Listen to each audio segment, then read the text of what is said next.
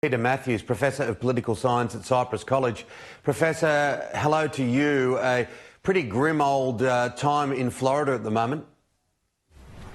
It is a horrendous time in Florida, but also in Texas and California and 30-something states where the numbers have skyrocketed recently. As you know, the death rate has gone up as well. Well, the number of people dying has gone up.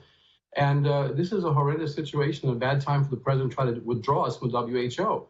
Many schools, by the way, the president wants to open up all the elementary schools and high schools in the fall, regardless of what the consequences. That's also very dangerous because we don't know. We've never studied children in a school setting in a scientific way to see how they could infect each other and or bring the virus home.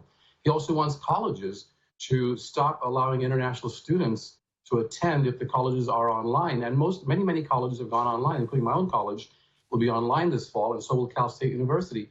And the president wants to cut off the international students from that, and that's totally wrong-headed. When ICE just made the announcement, they're not going to grant them any visas if they want to take online classes like all the rest of the students will be taking.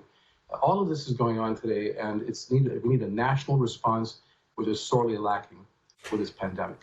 With the national response also comes its challenges, doesn't it? 50 states in the United States of America, and many of the governors and the states themselves, well, they're making up their own decisions. It's similar here in Australia. Of course, we're a federation.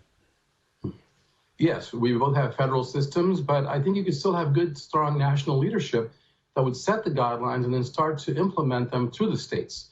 And the coordination just was not there even from the very beginning.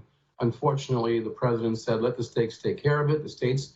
And even when he declared the Defense Production Act, which would allow him to order companies to make thousands or millions of masks, he didn't do it.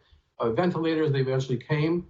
And yet you have, and again, I say go back to WHO. It's a terrible time to get rid of the WHO and to withdraw from it, as the president has announced we're going to be doing. A year from now, we'll be out of the WHO. And that's not a good time to do it because WHO actually helped us fight smallpox and bring an end to it.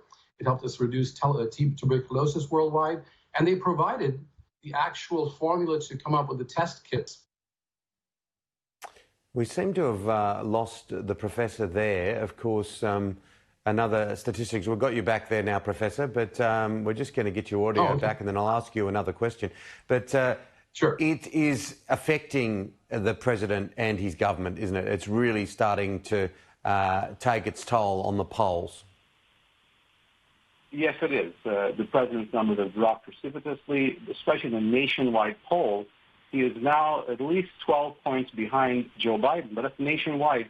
You have to look at polling state by state because we have an electoral college here, and the electoral votes come from each of the states. So in the swing states, he's also lost numbers. He's about 10 points down in Michigan, in Wisconsin, 10 or 11 points behind Biden.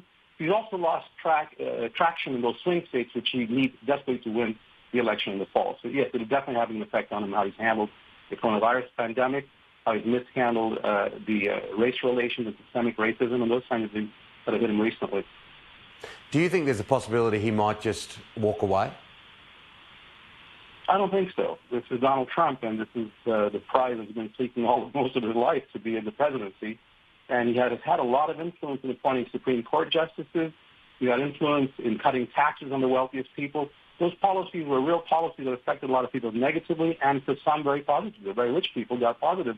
And he's one of them, and he wants to stay there. He wants to win. He doesn't take losing. I don't think he'll step aside at all. I think he'll continue to try to win in November. You mentioned taxes. Well, he has his own tax issue, of course, and they cited during the week, not since Richard Nixon have we seen a president not declare their returns. Tell us more.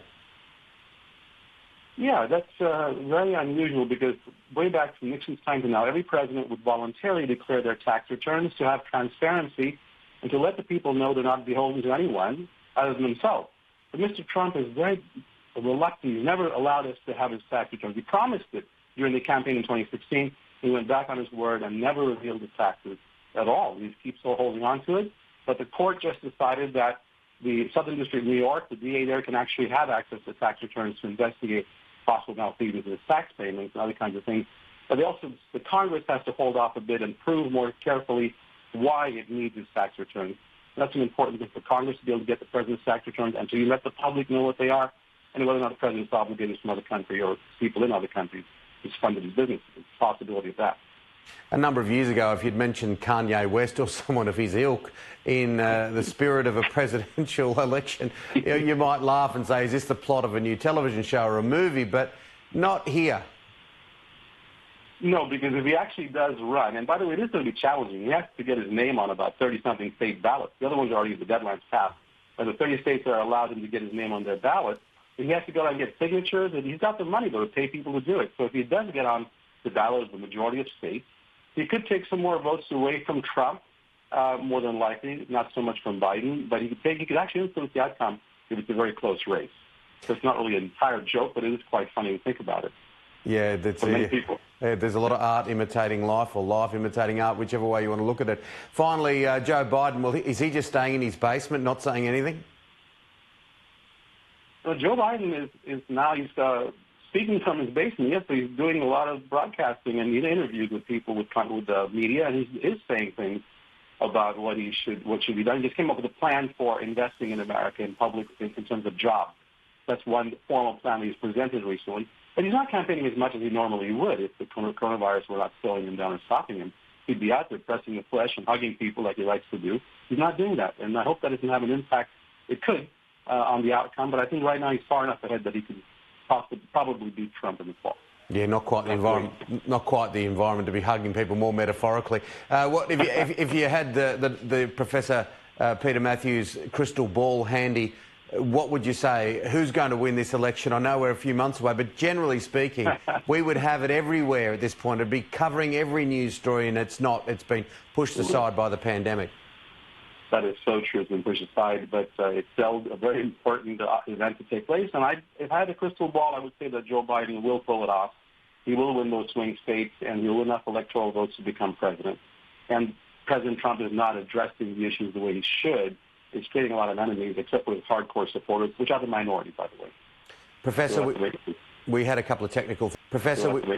we had a couple of technical things along the way, but we got there, and it's always great to have you on the program.